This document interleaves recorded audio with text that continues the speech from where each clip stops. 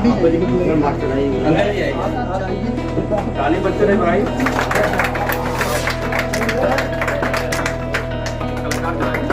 औपचारिकता पूरा करने के बाद मैं चाहता हूँ कि सभी आगंतुक लोग एक बार सभी चित्रों का अवलोकन सेवाती है। आप जानते हैं बहुत अच्छा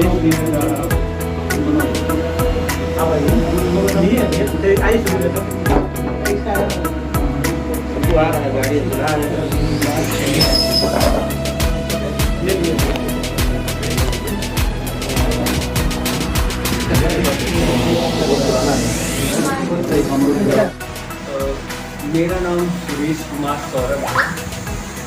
मेरे पिता का नाम श्री मोहन राम। मैं बनारस के विष्णुपुरा गांव का रहने वाला हूँ और मेरी शिक्षा दीक्षा जो भी हुई ये डॉक्टर शशिकांत नाग सर के अंडर में मेरा बैचलर फाइन आर्ट हुआ, बैचलर ऑफ फाइन आर्ट, और master of fine art doctor Sunil Kumar Vishwakarma sir के अंडर में हुआ। सर ये जो आप कलाकृतियाँ आपने बना रखी हैं तो इसकी प्रेरणा आपको कहाँ से मिली और कैसे मिली? कलाकृति की सर्वप्रथम प्रेरणा हमें हमारी दीदी से मिली जब मैं बहुत ही छोटा था, मतलब 5 या 6 साल का रहा हूँ। तो मेरी दीदी से ये प्रेरणा मुझे मिली थी क्योंकि मेरी दीदी अक्सर ड्राइंग बनाया करती थी और उनका देख के मेरे अंदर भी प्रेरणा जागृत हुआ। तो कहें तो आप बचपन से ही आप इसमें आपकी रुचि आ गई? जी बिल्कुल बिल्कुल। तो महात्मा गांधी काशी विद्यापीठ से आपने शिक्षा ग्रहण की? जी, बैचलर मेरा शशिकांत नाग सर के अंडर में हुआ जो गंगापुर परिसर से है। विद्यापीठ का एक ब्रांच गंगापुर परिसर में है जहाँ से मैंने बैचलर ऑफ फाइन आर्ट पूरा से लेके 31 तारीख तक था। 4 दिन का ये सोलो शो था मेरा। एकल प्रदर्शनी भी है कह सकते हैं। कैसा अनुभव था? ये अनुभव मेरे लिए पहला अनुभव था और बहुत ही अच्छा अनुभव था हमारे लिए। बहुत ही गर्वान्वित हुए जिसमें मुख्य अतिथि के रूप में doctor Sunil Kumar Vishwakarma sir, doctor Shashikant Nag sir और बनारस के सबसे वरिष्ठ चित्रकार वेद प्रकाश मिश्र सर जो यहाँ पे आए प्रदर्शनी के आखिरी दिन, समापन वाले दिन, और उन्होंने देखा हमारे कलाकृतियों को और हमें सराहा और अपने शब्दों से, विचारों से उन्होंने मुझे आशीर्वाद भी दिया और हमें बहुत ही गर्वान्वित महसूस हुआ कि बनारस के सबसे वरिष्ठ चित्रकार यहाँ पे आए और हमें सम्मानित किया और प्रेरणा दिया। उनके विचारों से, उनके शब्दों से हमें बहुत ही प्रेरणा मिली आगे के लिए। उन्होंने हमें उत्साहित भी किया कि मैं आगे और भी ऐसे कार्य करूँ। सुरेश जी, जहाँ तक आपकी चित्रकारी की बात की जाए तो कोई भी ऐसी पेंटिंग नहीं है जो अपने आप में कुछ कहती नहीं है। क्योंकि मेरा सवाल आपसे ये है कि आप खीर बना करके चढ़ाएंगे तो ये मन्नत जब उनकी पूरी हुई, उन्हें पुत्र हुआ, जब वो वहाँ आई फिर वहाँ पे भगवान बुद्ध अपने ध्यान में मग्न थे और उस वक्त उनकी ऐसी स्थिति थी कि वो वृक्ष के तने और उनके शरीर में जरा भी फर्क नहीं था। ऐसा लग रहा था कि वो वृक्ष के ही पार्ट है। तो उनको लगा, सुजाता जी को ये लगा कि हो सकता है वृक्ष देव ही हमारी खुशियों में शामिल हुए हैं। तो उनको ये चीज बहुत ही लालायित की और बहुत ही उससे वो खुश हुई और वो जाकर के अपने महाराज से बताई और भी धूमधाम से वहां पर उनका स्वागत किया गया। ये फिर वो खीर खाए। ये गांधी है, मतलब बुद्ध से संबंधित है, एक नई तरह की पेंटिंग है। इसमें क्या कहना चाह रहे हैं आप? काफी पॉलिटिकल सा लग रहा है। नहीं, ये तो है एक सामाजिक पेंटिंग है। दरअसल ये गांधी जी के विचार पे बनी एक पेंटिंग है। गांधी जी का विचार ये था कि दुनिया में कुछ लोग ऐसे भी होते हैं जो इतने भूखे होते हैं कि भगवान उन्हें किसी और रूप में नहीं दिख सकता सिवाय रोटी के।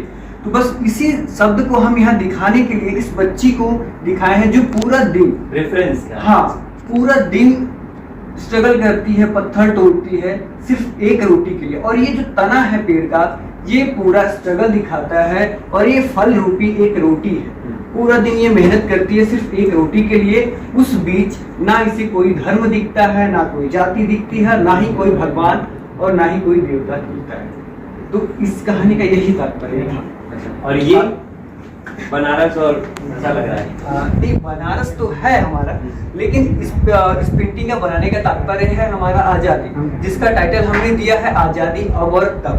मतलब जब हम ब्रिटिश के समय में थे तब भी हम आज़ाद नहीं थे, उससे आज़ादी पाने के लिए हमें हमारे जो भी महापुरुष थे और उन्होंने युद्ध किया और जो भी लड़ाइयाँ लड़के हमें आज़ाद की, उस आज़ादी के बाद 2020 में जब हम आए, उस वक्त कोरोना काल आ चुका था और उस कोरोना काल में पुलिसकर्मी, सफाई कर्मी और डॉक्टर्स ने भी युद्ध लड़ा हमें आज़ाद करने के लिए। तो मैं आउटडोर था, इस वजह से हमें रोकना पड़ा। और पेंटिंग के साथ साथ वहाँ पे स्कल्पचर्स, फाउंटेन भी है, वो भी भगवान राम के ही ऊपर है, बाल्यावस्था से लेकर के युवावस्था तक पूरा दिखाया जा रहा है। जैसा कि कुछ दिसंबर के लास्ट तक आप कंप्लीट आपको मिलेगा, आप वहाँ भ्रमण करके देख सकते हैं कि जो चित्र हमने बनाया है रामायण पे, राम जी के बाल्यावस्था से जो हमारा उत्तरकांड तक है पूरा।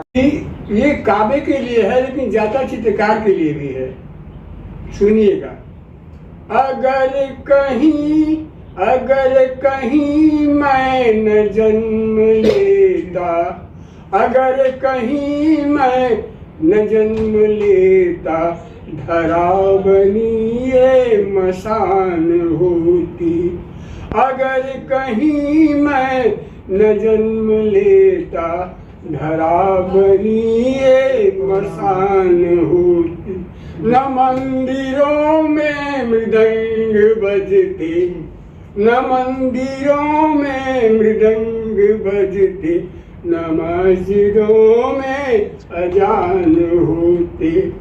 अगर कहीं मैं, तो अगर कहीं मैं न जन्म लेता, तो मैं का मतलब काबे से है, चित्रकार से है, मूर्तिकार से है कि आपने उनको मूर्ति रूप दिया और आप संकट मोचन जाते हो, दर्शन देवी जाते हो। कहाँ जाते हो? पहाड़ देखने नहीं, आप उस आदिकाल के चित्रकार को, मूर्तिवत विंध्यवासिनी को देखते हो, नारायण को देखते हो, जहाँ भी जाते हो आप देखते हो, तो आओ सर झुकाते हो आप।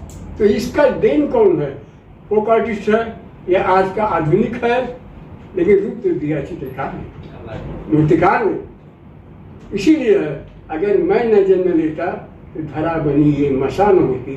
न मंदिरों में मृदंग बजते, न मस्जिदों में अजान होते, अगर कहीं मैं न जन्म लेता। तो